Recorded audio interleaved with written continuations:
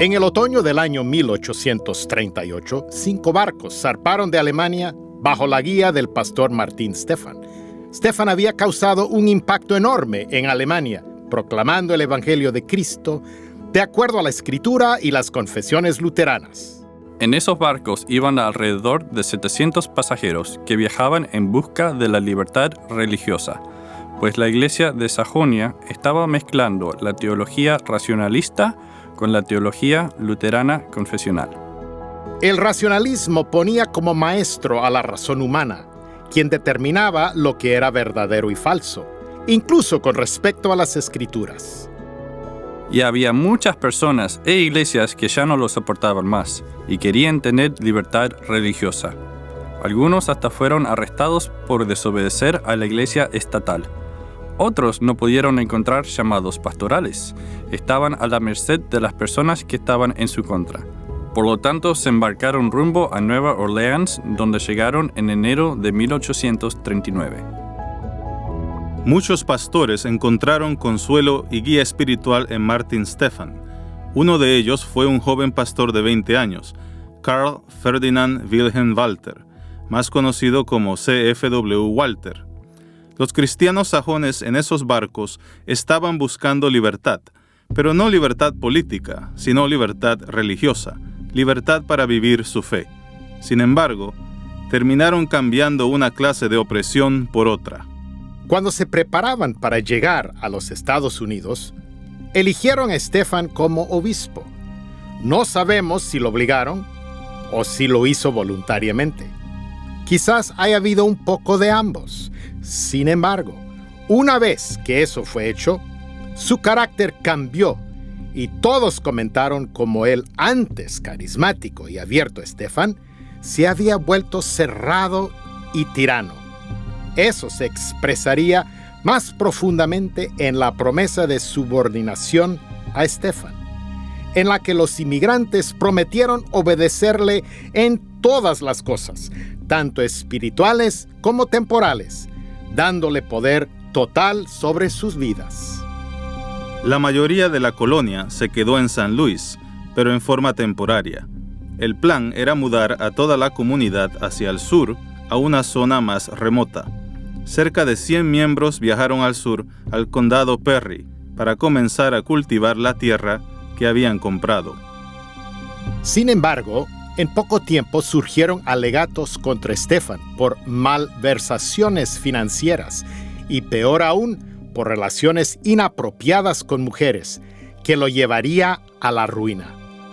La congregación lo excomulgó, lo exilió de la comunidad y lo mandó al estado de Illinois, del otro lado del río Mississippi. Pero quitar al obispo no termina con todos los problemas. Dado que habían basado la legitimidad de su inmigración en su lealtad a Martin Stephan y su teología, su remoción causó una gran crisis. El grupo estaba devastado. Habían perdido la confianza en sus pastores, se sentían desconectados de la iglesia madre en Alemania. Los pastores renunciaban, algunos lamentaban haber venido a América y otros se preguntaban si no debían regresar a Europa. Un año después que Stephan fuera exiliado, Walther, lleno de culpa por lo que estaba sucediendo, escribió una carta a su hermano Otto, quien era pastor en la iglesia Trinity en St. Louis, diciendo: «Cada mirada triste de un miembro es para mí como un acusador delante de Dios. Mi conciencia me echa la culpa por todos los matrimonios que se han deshecho. Me llama de secuestrador, de ladrón de los ricos, de asesino de quienes murieron en el mar y de los muchos afligidos». Walther había sido pastor en Dresden y en Johannesburgo, y debido a problemas de salud y financieros, y a que los miembros no le tenían confianza, había renunciado y se había ido a vivir con su cuñado, el pastor Kyle, para recuperarse. Allí leyó la Escritura, Lutero, las confesiones y otros eruditos luteranos para determinar si los sajones eran en realidad una iglesia o no. Franz Marbach, un abogado miembro de la comunidad, discutió públicamente que toda la idea de emigrar había sido un error y que se habían separado en forma ilegítima de la iglesia de Sajonia, por lo que en realidad no eran una iglesia, sino más bien una secta. En medio de toda esa confusión, Marbach dijo: debemos solucionar este asunto, y propuso un debate entre él, como abogado, y Walter, como clérigo. Uno de los puntos básicos de tal debate fue: ¿somos nosotros una iglesia? Tal debate se llevó a cabo en abril de 1841 en la Facultad de la Cabaña de Troncos. Es uno de los debates más importantes en el luteranismo americano, porque en él estuvo en juego la vida o muerte de lo que hoy conocemos como la Iglesia Luterana del Sínodo de Missouri. Walther estaba pronto y llegó a la conclusión que la iglesia no es iglesia porque un obispo así lo diga, o porque alguna autoridad eclesiástica declare que sea la iglesia. La iglesia es el conjunto de creyentes en Cristo reunidos alrededor de la predicación del Evangelio y la administración del sacramento. Aun si son solo 2 o 3 reunidos alrededor del Evangelio, eso es iglesia, y el Espíritu obra creando y sosteniendo la fe en esas personas. Así es que Walter vio que, incluso ese grupo incoherente y estresado de sajones, era en verdad la iglesia de Dios, con todas las bendiciones, beneficios y privilegios de la iglesia de nuestro Señor Jesucristo. Walter ganó el debate y hasta convenció a su oponente. El mismo abogado Marbach llegó a admitir que la iglesia en verdad existía, incluso entre ese grupo inusual de inmigrantes sajones. Walter se dio cuenta que la iglesia no eran los obispos o la jerarquía, sino el sacerdocio de todos los creyentes. Y eso fue lo que inculcó en el ADN de la Iglesia Luterana del Sínodo de Missouri, para que las personas, los laicos, se dieran cuenta que eran ellas quienes llamaban a sus pastores y quienes debían guiar a otros a Cristo.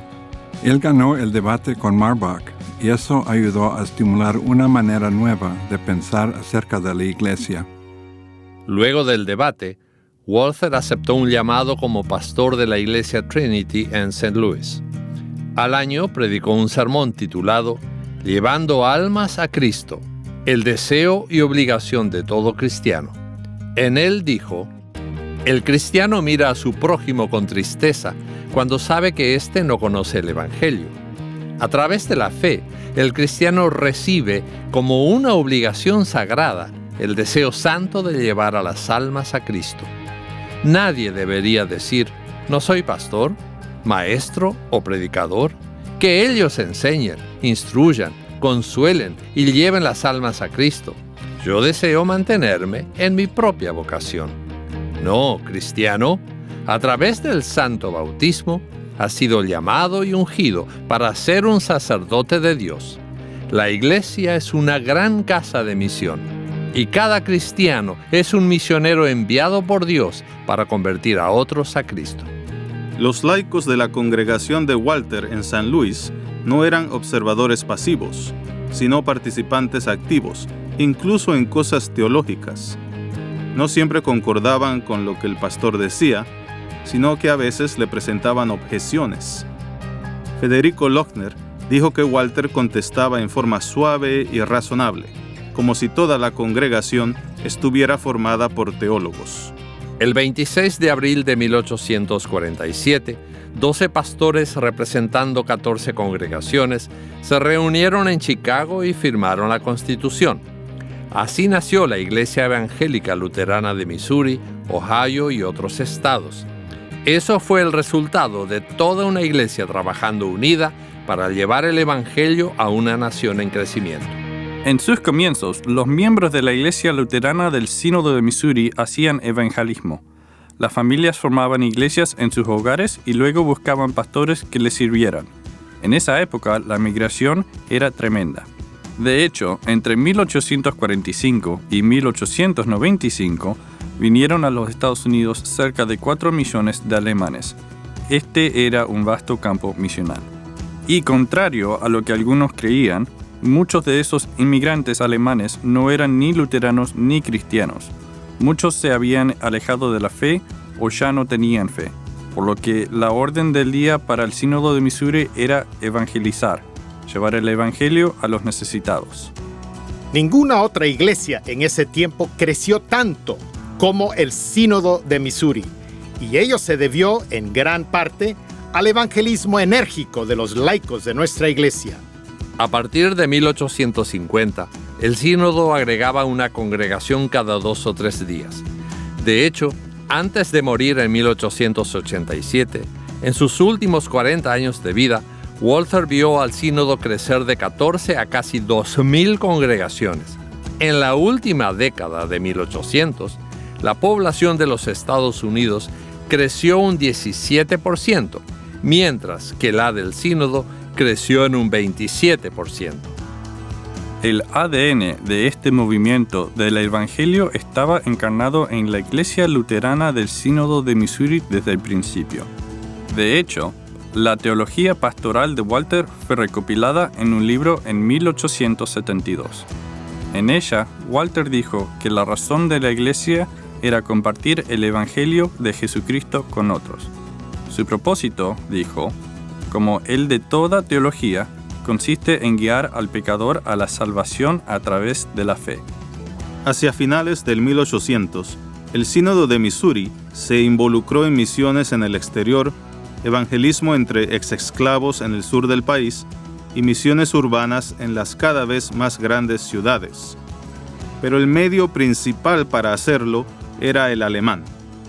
Los inmigrantes alemanes constituían el grupo de nuevos estadounidenses que llegaban cada semana al país, al punto que el alemán era la segunda lengua más hablada. Algunos especulaban que si se seguía así, Estados Unidos se iba a convertir en un país alemán, pero también se hablaban otros idiomas. Había inmigrantes de otras partes de Europa y también había luteranos que hablaban inglés. En 1870 se había organizado el Sínodo Evangélico Luterano Inglés, que se encargaba de realizar misión entre los americanos de habla inglesa. Y pronto todo el sínodo, tanto el sínodo de habla inglesa como el de habla alemana, enfrentaría un cambio dramático.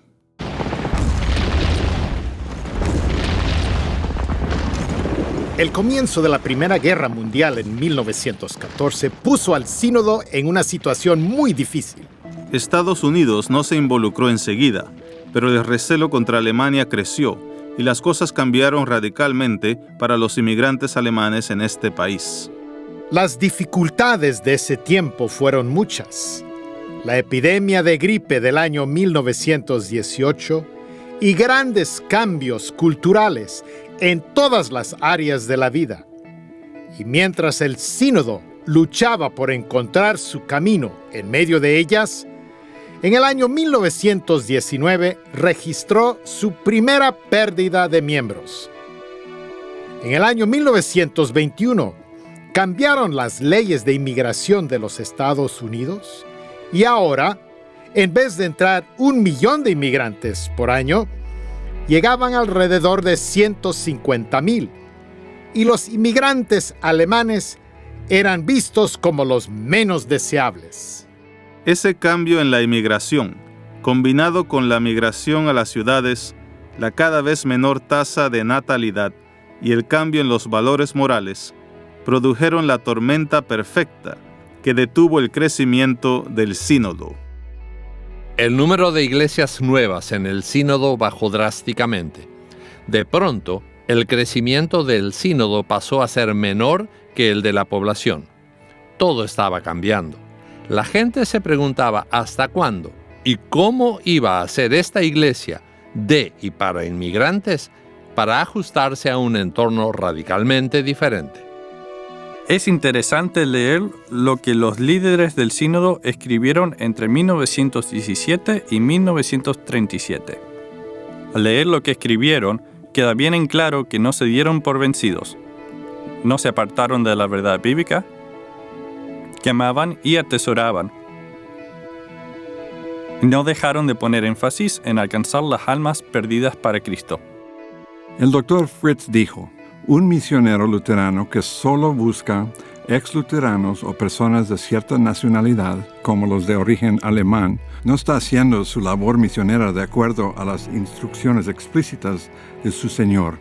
Cristo, quien murió por todos, quiere que llevemos su evangelio de salvación a todos. El abrigar temores y resistir los cambios era algo impensable para el sínodo. Y Fritz no estaba hablando solo de pastores.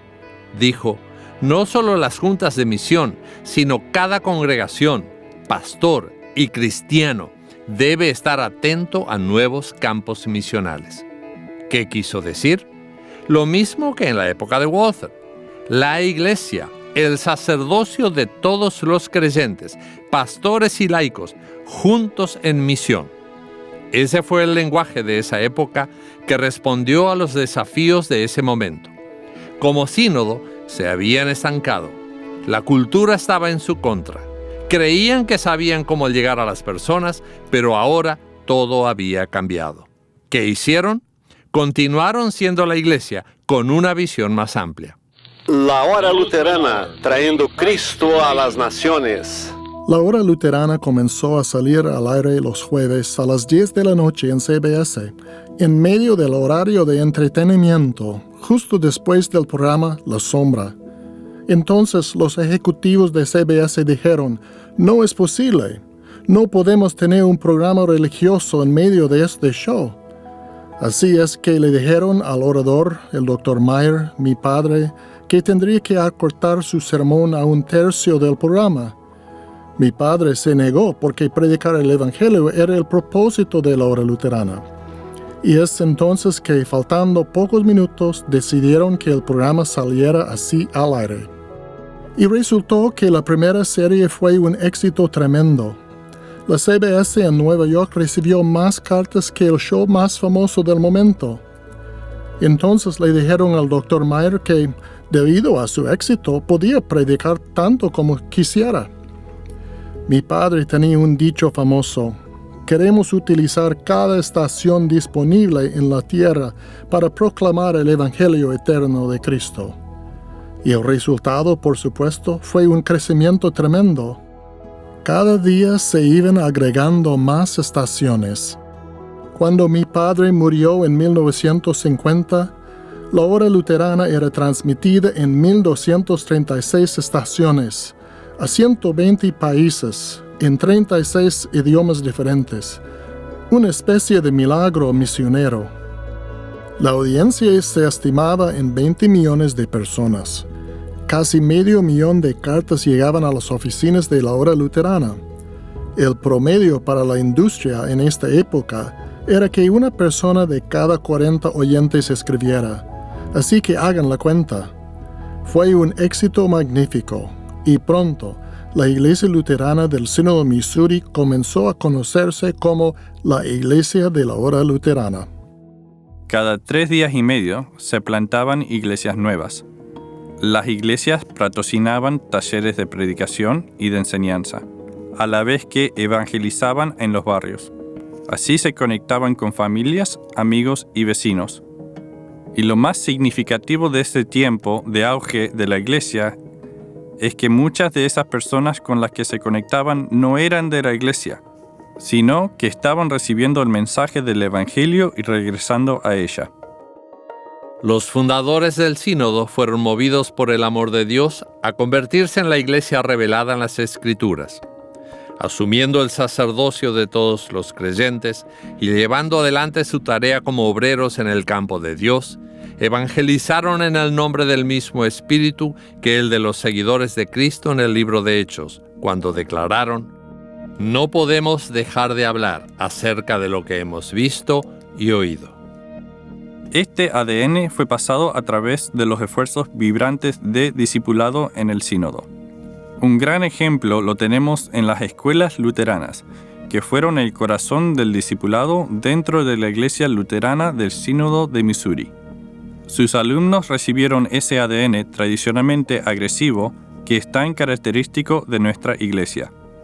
Además de recibir una educación sin par desde la escuela primaria hasta el seminario, cada estudiante aprendía también cómo ser misionero. Muchas cosas buenas estaban ocurriendo. La Liga Walter formaba y enviaba a muchos jóvenes al ministerio. La Liga de Laicos Luteranos proveía una herramienta efectiva de evangelismo, no solo en el sínodo, sino también en el país. La Liga Misional de Damas Luteranas apoyaba la misión y el evangelismo. Pero después de 1972, los números del sínodo comenzaron a declinar. Todo pareció cambiar en los años 60 y 70. Es casi imposible señalar una sola causa. Sin embargo, en el caso del Sínodo de Missouri, es incuestionable que una de las causas principales de la pausa en el crecimiento fue la controversia teológica. Ideas fuera del luteranismo, de aproximaciones histórico-críticas contemporáneas a la Biblia, comenzaron a influenciar al sínodo y a ser enseñadas en el seminario. Tal controversia tuvo que ver con las Escrituras. ¿Es la Biblia la palabra de Dios? ¿O simplemente contiene la palabra de Dios? ¿Qué es el Evangelio? Estos son temas teológicos centrales y de suma importancia. Cuando el presidente del sínodo removió como presidente del seminario a John Teachin, la mayoría de la facultad y de los estudiantes también abandonaron el seminario. En el año 1976, ese grupo formaría la Asociación de Iglesias Evangélicas Luteranas. A esa altura, en el Sínodo de Missouri, pensamos que los problemas se habían acabado, pero en realidad no volvimos a captar el sentido vigoroso de misión que había caracterizado a nuestra iglesia desde su fundación. Y esto nos puso en una postura muy defensiva.